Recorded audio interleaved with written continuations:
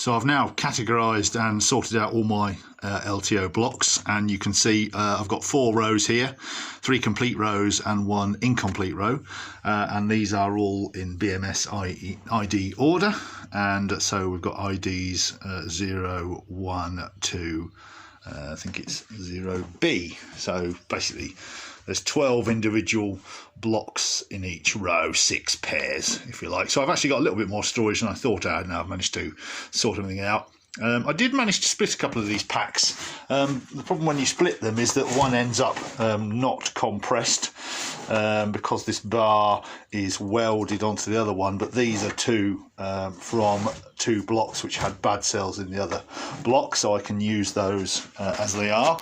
So what I'm lacking at the moment then, as you can see, is I'm lacking a block there, and that is IDs 01 and 02.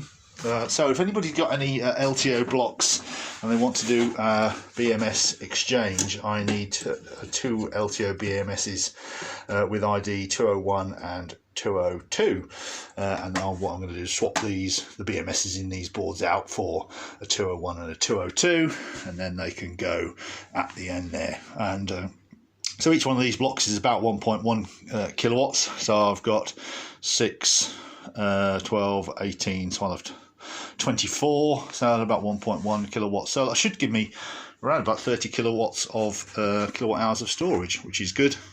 I mean, I've taken on board the idea of trying to make them accessible so that if a pack dies, etc., we don't have to disassemble the whole battery pack. So if we look outside here, I could make an enclosure here and have them in 4 rows instead of using the box. Well, I think what I might do, I might make some sort of enclosure against the back of this wall here, so I've got 4 levels, and then I can get the 4 rows in ID order on there, and just take the wires straight through the wall and into the garage. So it's not actually going to be connected to the house.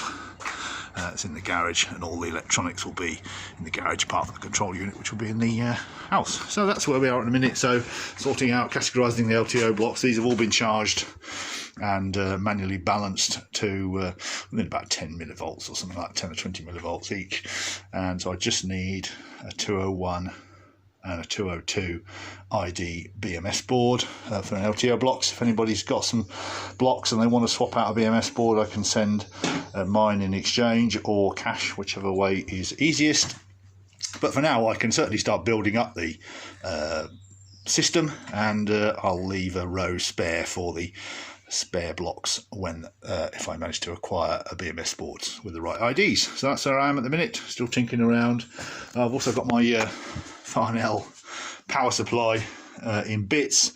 The filter capacitors, or some capacitors on this input filter board, the typical metallized film capacitors died of old age or damp or whatever, and they all started giving out magic smoke, so I've ordered a bunch of those to replace those.